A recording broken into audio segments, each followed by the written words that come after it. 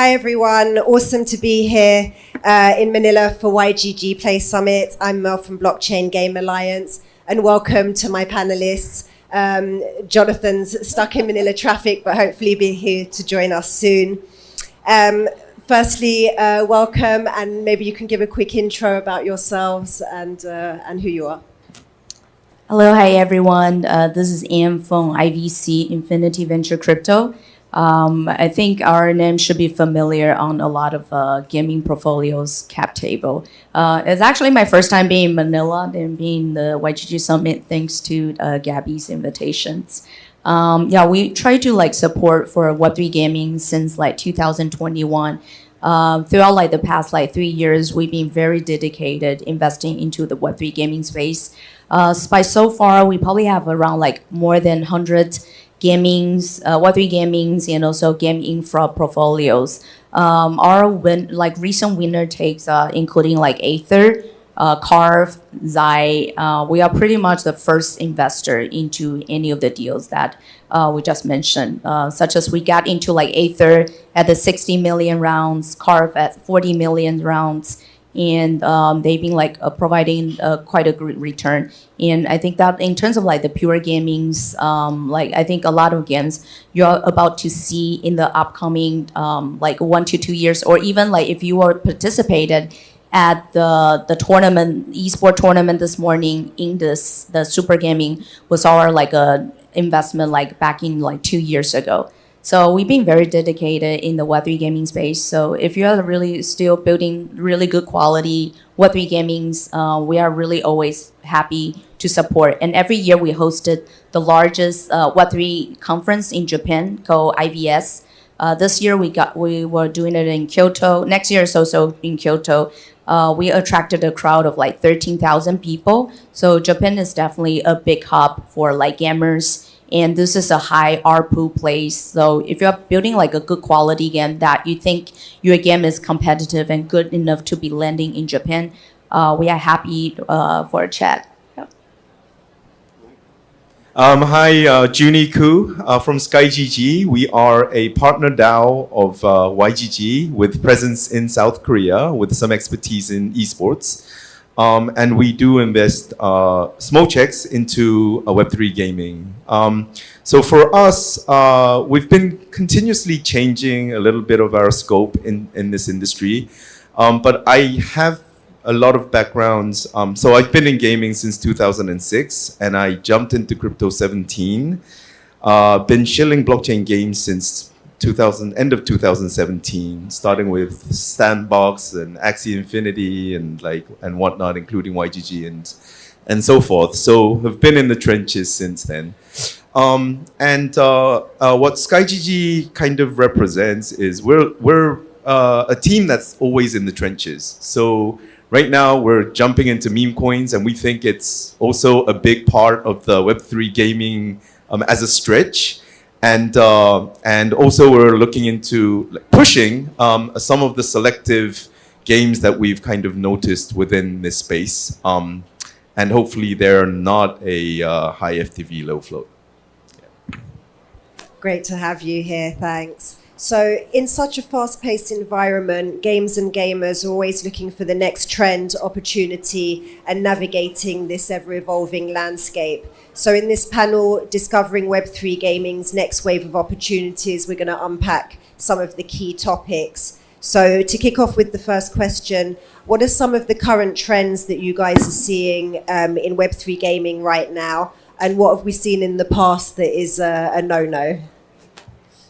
Yeah, I think until today, Web3 gaming is still on the experimental stage. I think a lot of people are still trying out different kind of the business model and also the token model. Of course, I started with the Axie who kicked off the Web3 gaming. Start was the play to earn models, and later people being talking about the free to play, and people are working out with the NFT, doing the airdrop of the tokens. And this year's trend is I think that starting off was the Tong ecosystem taking off with a lot of mini games, and now people are looking to the new ecosystem such as Kaya. like the line next corporation to see if this is a better like distribution channel for a lot of games. But within like our thesis, I think that like as for the kind of like the games that we look into these days, because like as an investor, we are usually with the game portfolio stuck with them for at least like 3 years. Because I don't know if like most of the like the people know that as for VC, we have much longer lockup period than most people out there. Like average, we have 6 months up to a year of lockup period, and then like the vesting is usually like at least like 1 to 3 years. So usually we were on the journey together with like the gaming portfolio for at least like 3 to 4 years. So and throughout this kind of period that we provided any kind of like strategic support, either connecting with all the kind of like resources beside the founding part. So usually we would wanted to see a sustainable model, and also the product life cycle will at least last for like 3 years until the day that like we are fully vested, that we feel like very comfortable with the journey that we are writing with the game portfolio. It's not that just like on the day one we are unlocked, we dump all the tokens and then we quit and leave and hop onto another game. So our core thesis is like we always try to help like gamers. So I think like this is a much more healthier community. So like for the past like 1 or 2 years, we've been investing into quite a few like platforms, such as like on the Tone ecosystem. We've been invested into like the Tone Play, which is the play deck, the official like the gaming platform on the Tone like Telegram ecosystems. We didn't do much of any of the like the Cadism or like hamster combat because we feel like this is a one-way dump of the tokens. And like once VC you enter, and I think as a founder yourself, like once there's not much of the utility on the tokens, like all your investor, whether it's retails, like your gamers, or like VC, once it's dumped, like they leave and without providing much of the ecosystem support there. So I think that for the latest trend, even though we are seeing like the Tong, the go-to-market strategy from Kaya, or like the new ecosystems such as like Sony, backed up by the Sony groups, we still like really highly value on the like the gamers like the game quality itself. So I think despite on the trend of like the Web3 gamings, it's just like a matter of like time that as long as your game is actually in good quality, the tokenomic part, like the VC or any of the ecosystem will help you to work that part out. So I think no matter how the trend is actually moving into, but you should be focusing on your core game loops and also the core products. Narrative, of course, that is great. But from the VC perspective, sometimes we don't really think that this will be riding with us like for 3 to 4 years. So I think that for certainly like no, at least like for IVC side, it's like it's just like the concept or two narrative or one time like pump and dump. And because after by the time that we start getting unlocked, we won't be like profiting being much. So we will actually prefer to be staying with the products for quite some time. Yeah. Hi. Yeah, so for us, it's very simple because we're a guild, and we're like a guild of elites. So we don't have a lot of members in our guild, but they're either on the border of like semi-pros in gaming, or they've been looking into these gaming alphas for a long period of time. So and like as a guild that also does investments, it's we need to kind of place it where it kind of satisfies both ends. And like I think we're kind of entering into this cycle, so it's like end of the cycle. And right now, probably, so the ones that we don't look into are the ones that do not understand the cycle. So if they're building up a game for 3 years, 4 years, 5 years, for us, we don't have the bandwidth to look into them. And if the team is a team that cannot really resonate with all the stuff that's going around in the market right now, like for instance, meme coins, and they don't understand where a lot of the retails that invest in meme coins come from, or they're really slow on reacting to why that doesn't make sense, or they're starting with a judgment on why that doesn't make sense, then that's a team that we don't look into. Instead, we want teams that who are always in the trenches. They're looking for different alphas that are going around the market, and teams that can actually address these things and make sense of it within the product, then they're killer teams. So we're always looking for that. Yeah. Hi, Jonathan. Welcome to the panel. Hello. We're just looking at the current trends that you're seeing in Web3 gaming right now. Cool. I will just quickly self-introduce. My name is Jonathan. I'm with Bikra Ventures. I'm a principal here and I lead the APAC investments. So in terms of what we look for investments, I think it may be quite similar to what Anne has said, so maybe some overlap. I think the first and foremost, the most important thing is the scale of the outcome. Are you building something where we can potentially get 100x, 1000x, 10,000x? To simplify a little bit, you really are in the business when you're in venture of looking for the next MiHoYo, so to speak. So that's number one. Number two is the founder quality. When I say founder quality, I mean, does this person, if you're in the Web3 gaming space, you really need to understand both the gaming side of things as well as the crypto side of things.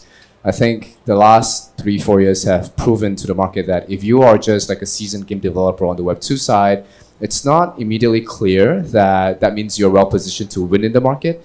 Things move very quickly in crypto, as we all know. So if you're not in the trenches, if you don't know what's crypto Twitter is thinking, you won't be able to capitalize on these trends nor address that Web3 user base. And then the last thing is, do you understand who are the people that you are addressing with your product? Now you realize I never really mentioned product because I think that is secondary to who you are actually trying to address with your product. It's okay if you come and tell us that, hey, I only want to address like the Web3 degens. That's fine, but being able to communicate that clearly is something that we don't see that often.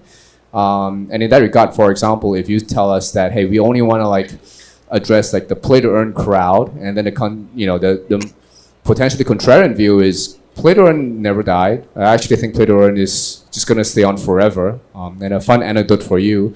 In China, what's happening is play to earn has been going on for the last 6-7 years. And in fact, it's an emerging form of distribution. In what they've been doing is if you go to TikTok and then you want to do marketing, what happens is like this influencer comes on and then he says, hey, if you play our game, you stand to win a chance of winning an iPhone 16. That is play to earn. There's no token involved, but like the human base need to want to win something and get something by pure luck and chance and get rewarded for the efforts is persistent. It's very persistent. And that will change over time how that manifests in games, right? But so going back to the original point, if you tell us that I want to address like the play to earn crowd and like the more Web3 native crowd, totally fair. Now the next question will be, how big can this get and why are you the right person to build in this category and win in that category? So I think those are some of like the 3 key factors that we look for. Great. And you mentioned sustainable models and also the communities that you want to address. So what are VCs looking for when it comes to investing in the project? And at what stage do you think projects need to launch a token? Because many games feel that they need to when maybe they're not ready to do so. Yeah, I think at this point that most of the token model that we are being seen in the market right now in terms of like any of the Web3 application, it's not just for games. It's still like a lot, it's like for the speculation purpose. It's actually for marketing, it's for user acquisition, like you are using token to incentivizing like to get users at the beginning. So I think that that's totally understandable because I think that the Web3 is still in the evolutions in either like Web3 gaming or any of the Web3 application.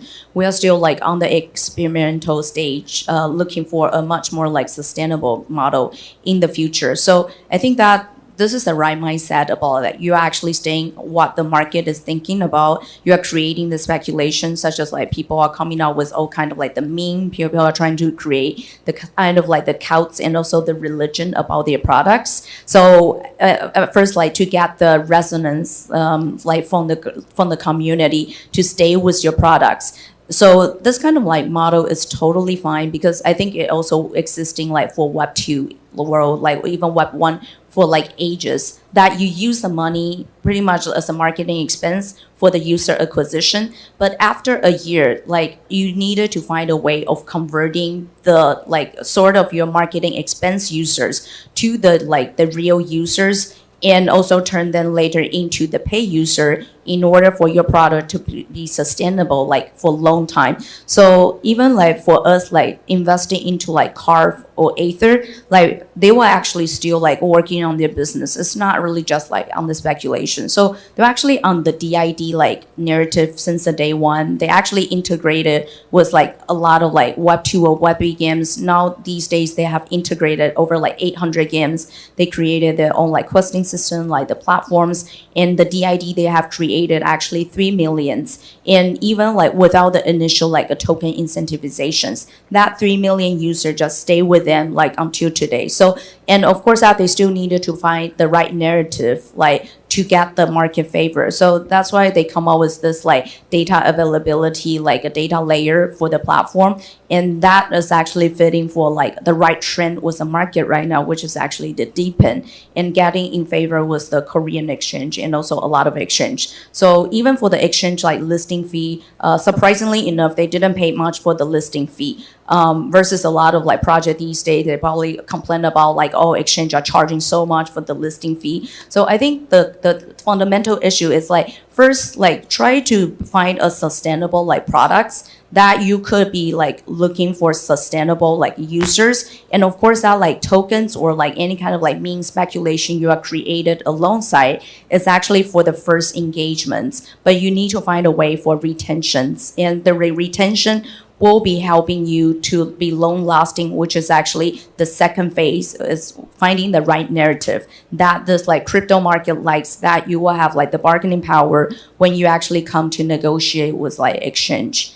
So these are actually the kind of like some of the factors that we're actually suggesting to some of the Web3 founders, like finding your product market fits and using the token model to incentivizing from the beginning, but later on people need to love your products. It's not just like here for the token, the airdrops, like incentivization, like play to earn. And then you need to convert their mindsets. Like they, even like you are getting the speculator, that's totally okay. As long as you are creating that kind of value that after your token is listed and people still find there's value on your platform in a way that this is a more healthy like a loop, that your FDV, like if you're creating something big and you have a bigger dream, that your FDV could be still like more or less sustaining at like above like 500 like millions FDV levels. Yeah, this is just one kind of trend that we've been seeing.